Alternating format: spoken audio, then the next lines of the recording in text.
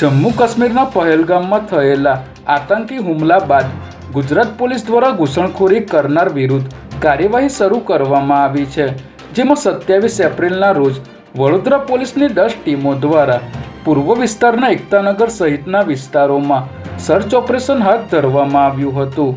આ કોમ્બિંગ દરમિયાન 1300 જેટલા શંકાસ્પદ વ્યક્તિ મળી આવતા પોલીસે તેઓની અટકાયત કરી તપાસ શરૂ કરી છે. ત્યારે તમામની પૂછપરછમાં ગેરકાયદેસર વસવાટ કરતા 8 બાંગ્લાદેશી નાગરિક મળી આવ્યા હતા, જેમને તેમના દેશમાં ડિપોર્ટ કરવામાં આવશે.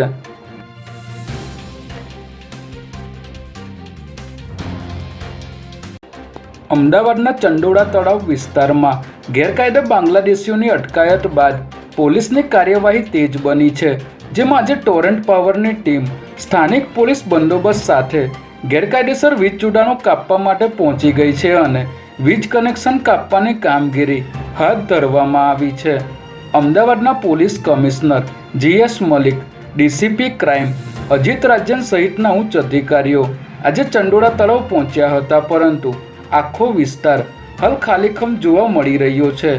હાલમાં 143 બાંગ્લાદેશીની ડિપોર્ટેશનની પ્રક્રિયા શરૂ કરી દેવામાં આવી છે, જે માટે પત્ર પણ લખી દેવામાં આવ્યો છે.